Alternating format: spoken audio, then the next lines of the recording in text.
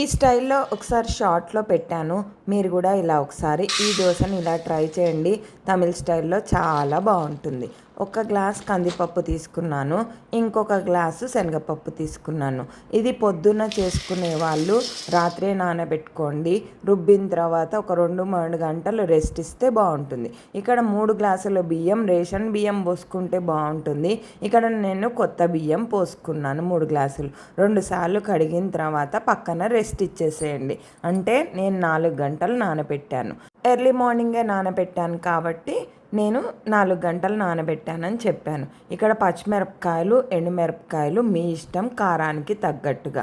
ఇక్కడ నేను 6 పచ్చిమిరపకాయలు, 5, 6 ఎండుమిరపకాయలు తీసుకున్నాను. అవి ముందుగా వేసుకున్నాక మనము పప్పు వేసుకోవాలి.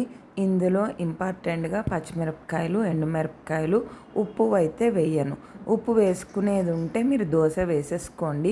ఉప్పు లేదు అని అంటే కనుక ఎంత కావాలో అప్పుడు అంత తీసుకొని మెత్తగా పేస్ట్ కావాలి.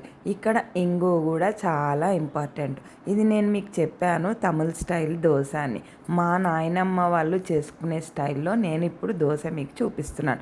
మెత్తగా పట్టిన తర్వాత ఇందులో కొంతమంది పచ్చి కొబ్బరి కూడా వేసుకుంటారు. కానీ ఏ పచ్చి కొబ్బరి ఏవి లేకుండా ఇలా చేసుకుంటే మటుకు చాలా చాలా టేస్టీగా ఉంటుంది. మీరు కూడా ఇలా ట్రై చేయండి. ఇక్కడ నేను చాలా గట్టిగా రుబ్బేశానని చెప్పి నేను కొంచెం 1 గ్లాస్ వాటర్ పోసాను. అప్పుడు ఉప్పు కూడా వేయలేదు, కానీ నేను నెక్స్ట్ డే వేశాను. కొంచెం విడిగా తీసి ఉప్పు ఇప్పుడు కలుపుకున్నాను. నేను దోశ ఇప్పుడు వేసుకుంటున్నాను కాబట్టి. నేను మధ్యాహ్నం రుబ్బాను, రాత్రికి వేసుకోలేదు, ఫ్రిడ్జ్లో పెట్టేశాను. ఇది బయట మనం రుబ్బిన వెంటనే కూడా బయట పెట్టద్దు.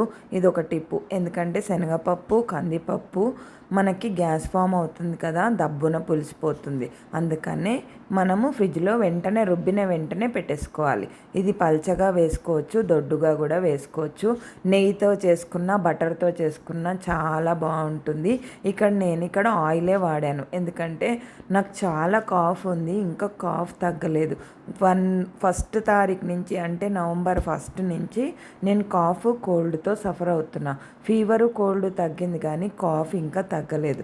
ఈ దోశ అయితే సూపర్ టేస్ట్గా ఉంటుంది. పచ్చిమిరపకాయలు తినేవాళ్ళు పచ్చిమిరపకాయలు కూడా పెట్టుకోవచ్చు పచ్చివి, లేదంటే ఆయిల్లో ఫ్రై చేసి పెట్టుకోవచ్చు. ఇక్కడ పచ్చి ఉల్లిపాయ బాగుంటుంది. ఇక్కడ నాకు వారం కాదు కాబట్టి ఉల్లిపాయ తీసుకున్నాను నేను.